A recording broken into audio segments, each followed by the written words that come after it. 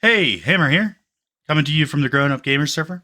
Today, I just wanted to walk around and explore some of the new builds that I have, and also maybe show some building, do a time lapse. I'm going to try that.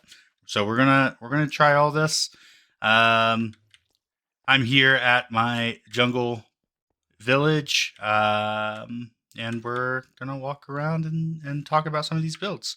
So just as a quick recap, the Jungle Village, the idea here is that there's a giant tree and a bunch of tree houses and things that we're showing off. And the first thing you'll notice here is this fountain. I don't believe I talked about this before. And yeah, we built this little fountain. It was actually a tutorial online, and I just changed the palette to be more jungly. Um, Pretty straightforward and simple. I like it a, a good deal. I think it makes a great centerpiece. And one of the things that I am trying to do is to break up these like super long sight lines to make it feel a little more busy, um, while still allowing you to explore things and see things. So I want new things to kind of pop up as you walk around and see, um, explore new areas, that you find something new every time you pop out your head here and you see something new that you hadn't seen before. So that's kind of the goal. And so that's the first build. It's really straightforward and simple. The next build that I'm going to talk about is this down here. So there was this space over here that was just like a grass plateau. It kind of looked a little bit like this. There's been a little bit of terraforming, and it was kind of where I had supported building this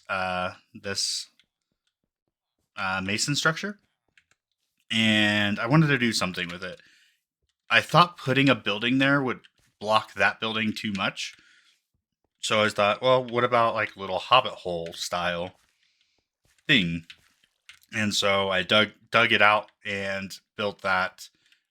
There's a good amount of decoration, kind of going down into here. Again, kind of going with the jungle theme, making it super walkable, but trying to make it feel like there's a lot happening.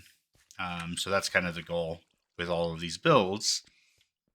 And in here, you can see we've got our underground new sheep farm. So I moved the sheep farm from over here. There was a sheep farm over there, that was only producing like, well, these 5 colors. It was supposed to produce 8, but I built it wrong.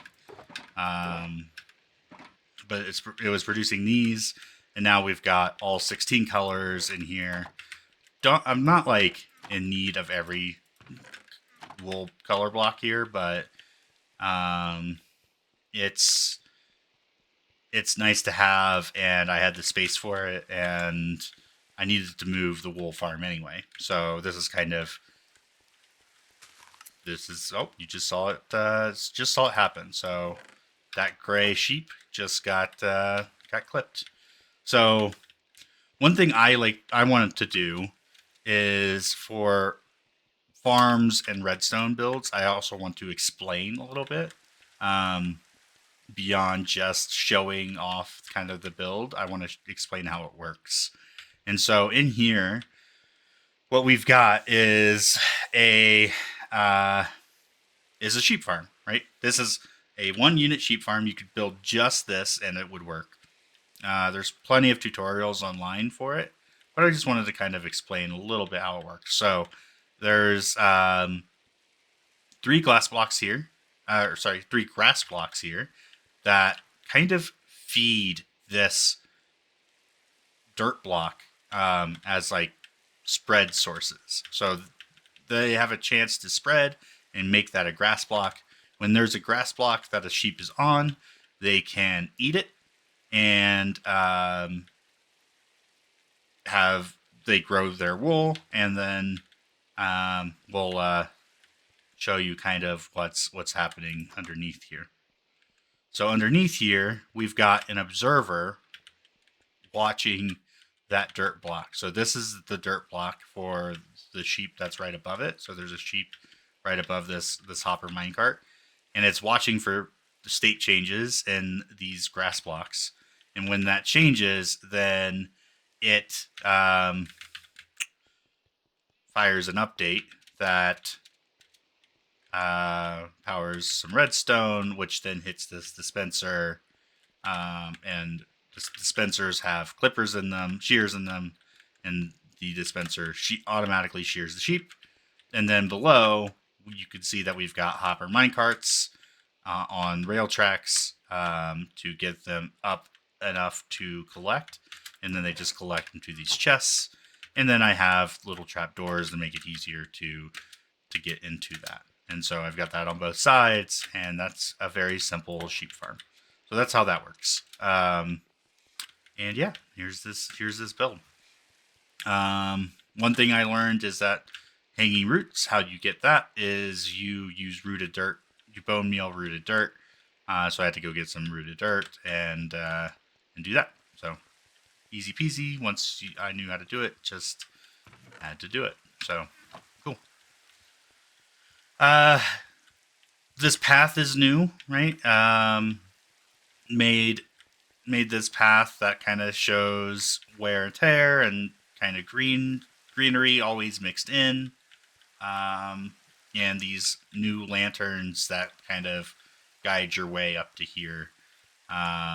Again, lots of little details that I want to add in, and I want to continue to add in to make this feel full and lived in.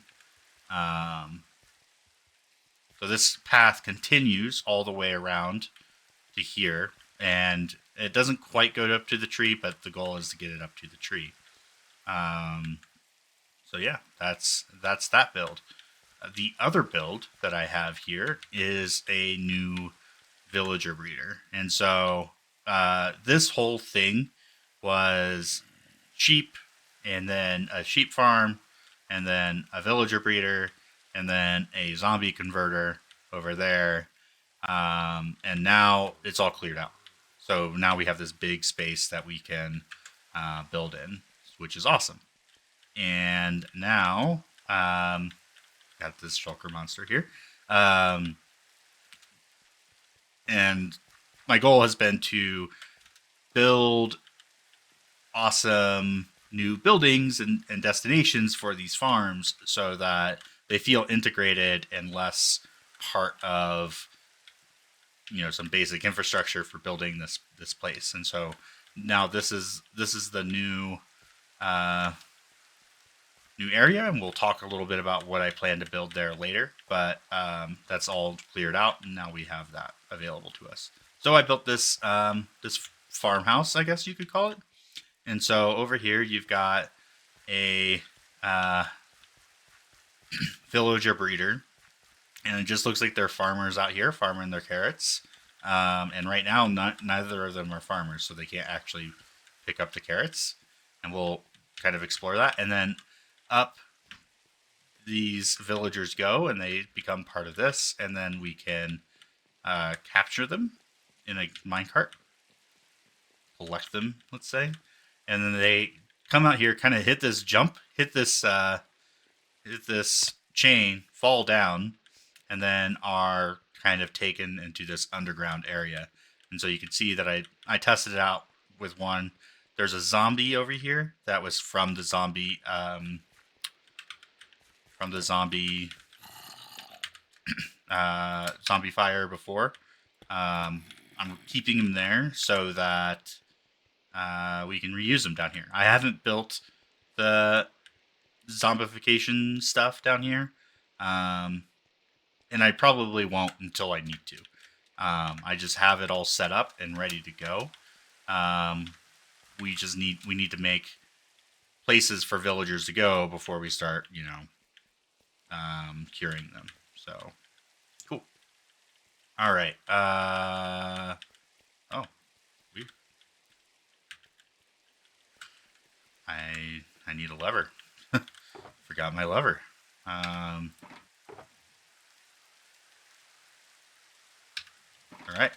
So how does this work?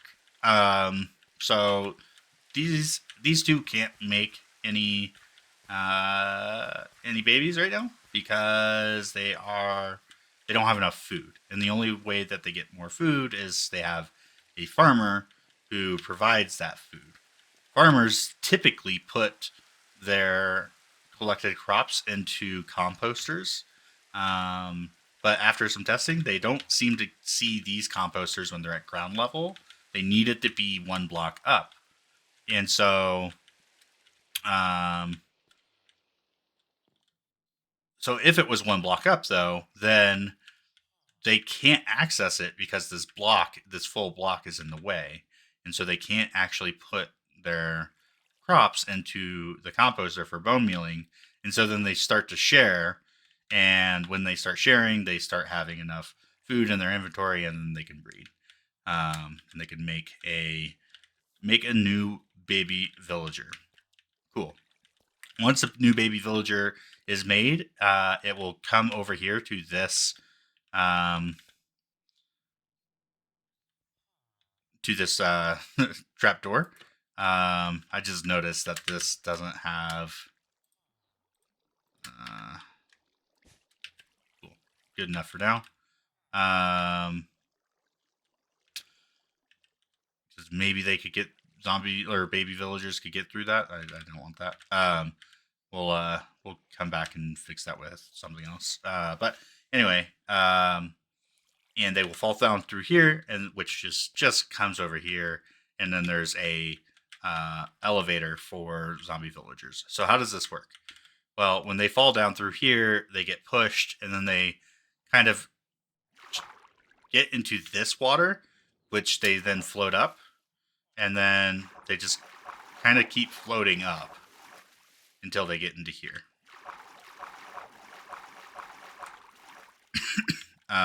So that's kind of how that works. Now I got to figure out how to get out of here. I'm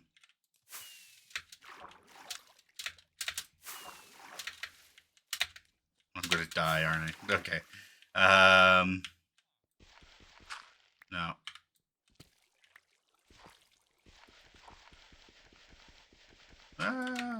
Escape. Okay. Cool. Cool. Let's fix that. Fix our. Cool. All right. So okay, that is how that works. But you just said that they can't do this. Well, if I flick this lever, there's a couple of pistons that push these up. They become. You can see that they're doing it right now. They're going and farming the carrots, and they will then start to share, and then the zombie, uh, the villager child will fall down into here and then go up. So that's kind of the whole thing. And then if I flick it off, you can see that because this got moved, they automatically change. They're still going to make a baby because they have enough food. And that means I need to do this. So they just made a baby. And he's going to try and come into these beds over here. And then he's going to fall down. Did he already fall down? There he is. He falls down. And now he's going to float up to the top. Okay. But now they shouldn't breed anymore because they don't have any more food. And they need more farming. Cool. And then I made this little kind of jungly pond out in front as decoration. All right. So that is kind of that build and that villager breeder and how that works. Let me kind of do a fly through of this because that is fairly. So with all of this stuff, we're starting to see this feeling really filled in. I just cleared out a whole bunch on this other side, so it feels a lot more open. But it is bookended by this build, which blends in fantastic to the other trees. I think it would be easy to miss almost. If you were just flying in and not looking for it, it would blend in quite well, which I actually quite like. I want it to feel a part of the jungle. So that's the goal.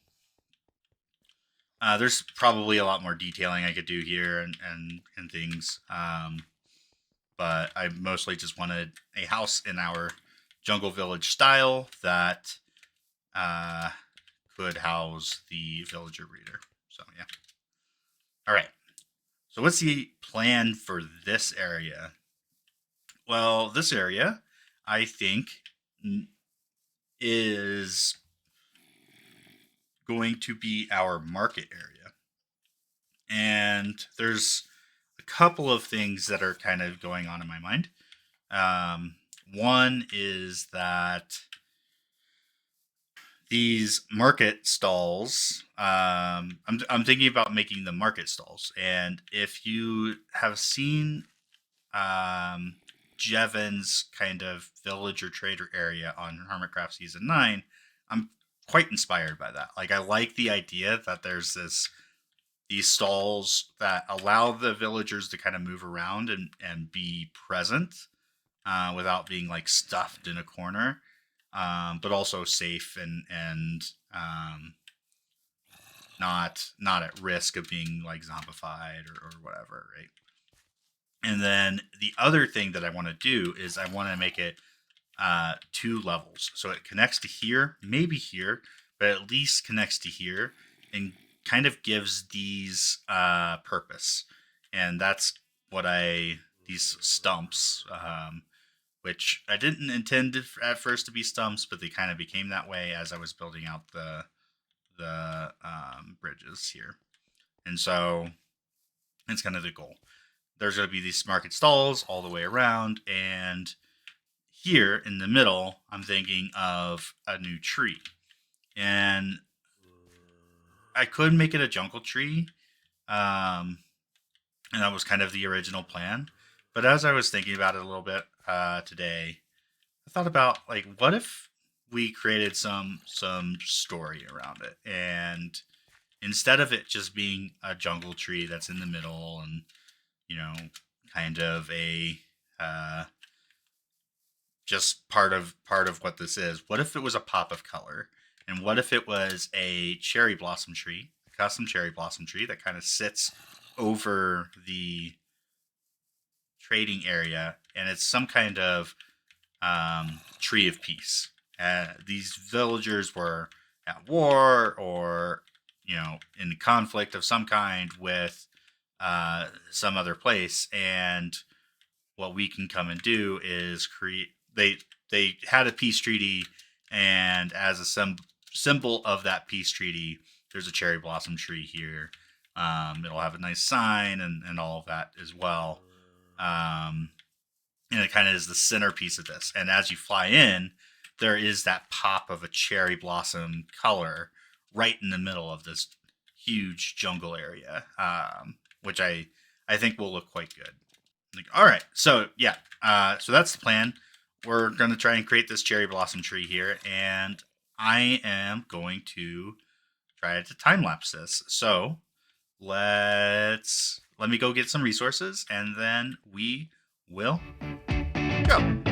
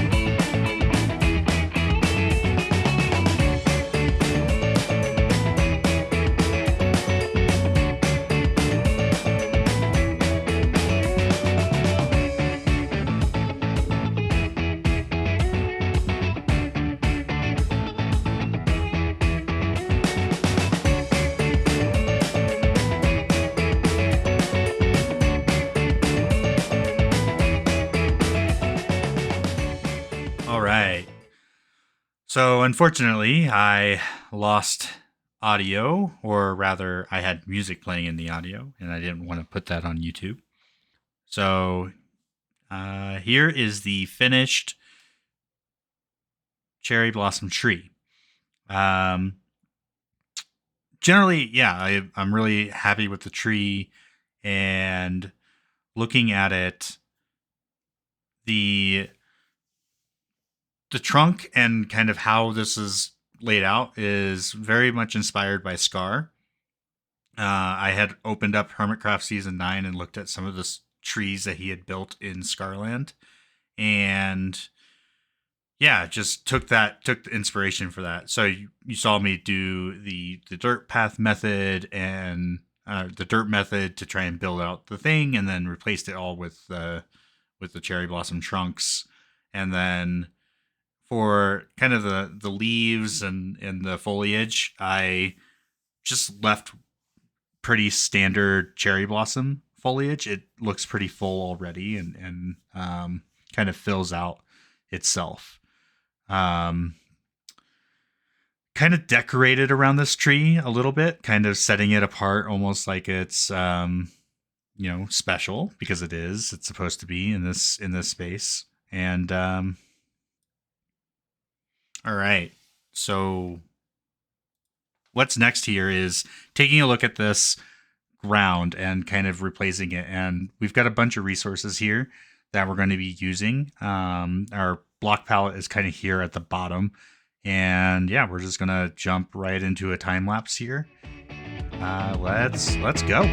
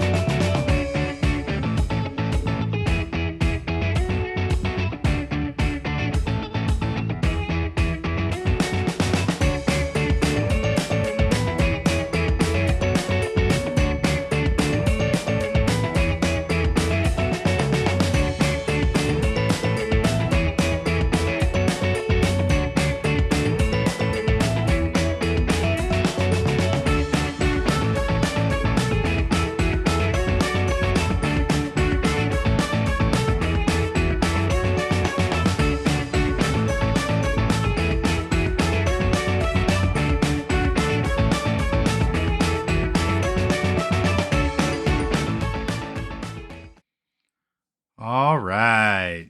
So here we go. We've got the ground kind of covered with our new palette that's kind of showing a lot of different things here. And so this will probably be a little short because, again, this is a voiceover, music problems with my in game recording. But generally, the highlights here are you can see that the blocks here are being used to show a lot of wear.